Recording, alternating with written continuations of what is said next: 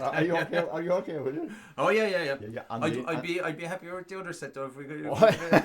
Okay.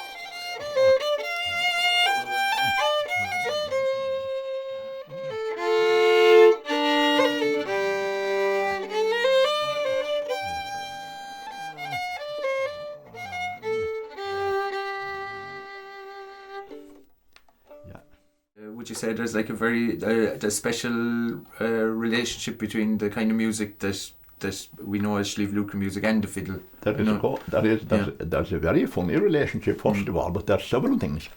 You know, when Pádraig decided to write in the tablature that he used, you know, that Pádraig wasn't a stickler for a thing. Pádraig didn't work very hard.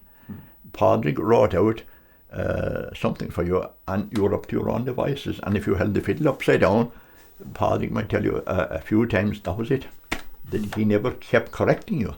I said to a great fiddle teacher one time, if they keep doing the wrong thing, what do? Do you keep? And he didn't answer for ages, but eventually he came back to me. He says, what else can you do?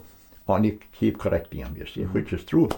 But Pádraig never went to any great trouble to differentiate between a C and a C sharp. Yeah. I mean, we're playing in the usual two keys, D and G, and when it was written in 3-0-1, 2-3, well, loads of people just played a second finger, and rather than make a mistake, they put that second finger somewhere between the C and the C sharp. I think we were talking about Julie Clifford's playing, and Rebecca, she has a very special sounding C. Yeah, that's what marks her out as a player. Exactly. It's kind of in between or an in between. Yeah, right. It covers one size fits all. So that's a kind of a hallmark of Sliabh Luachra music. Yeah. Only the fiddle can say it, you see, because the fiddle can, as a box player said to me one time, he said, you can bend the note, you know. So, you know, like da-ram dilly dilly dee dum da-ram day, a beautiful slide up on that note, you see. That's the richness of that grand music, you see. Yeah.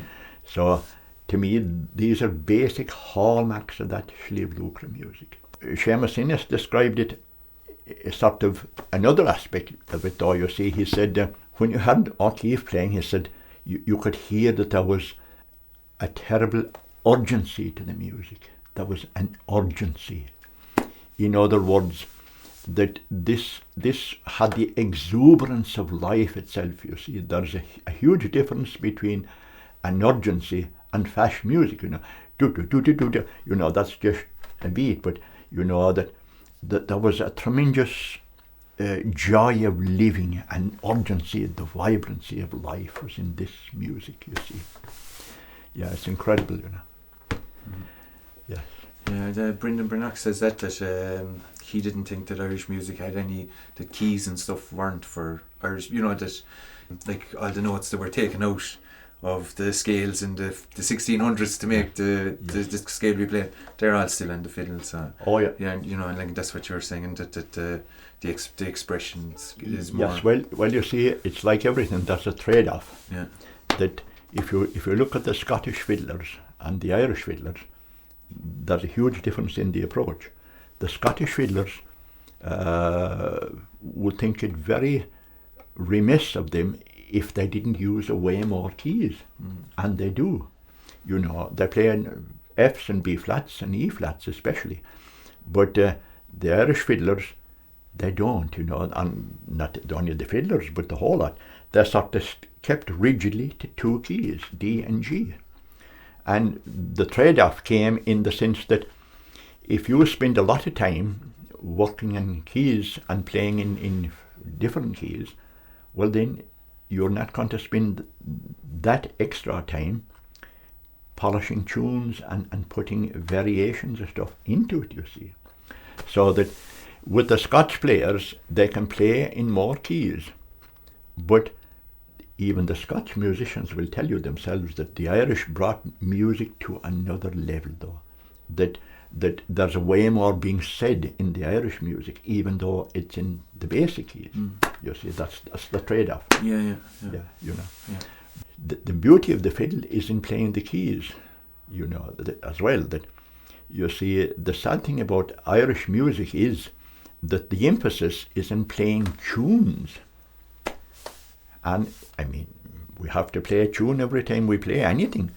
But the thing is that, the richness of the fiddle, I mean, you can say different things in different keys. You can do different double stops in different keys in the fiddle. When you're a youngster, especially coming into this music, you think, well, the prime thing is to be able to play all the tunes. And there's nothing more harmful, because nobody can play all the tunes, because there are tunes being composed right now that we won't hear for years even yet. But the thing is that we have to play whatever tunes we're playing well. But more important than playing the tunes, especially with the fiddle, is to be playing the fiddle. You see, the great classical teachers like Yehudi Menuhin and Fritz Kreisler will tell you that the first, second and third most important thing about playing a fiddle is the tone you're getting from that instrument. Technique is absolutely vital, and the more you have it, the better, as long as it doesn't come between you and the people listening. You see, that what happens with technique that I've seen is that it becomes part of an ego trip. And when that takes over, it's like a young lad saying to his dad, "Look, Dad, I'm cycling with no hands. Woohoo, look at me." So, you see, that's not what music is about at all. Music is about bringing your listener with you on a magic trip.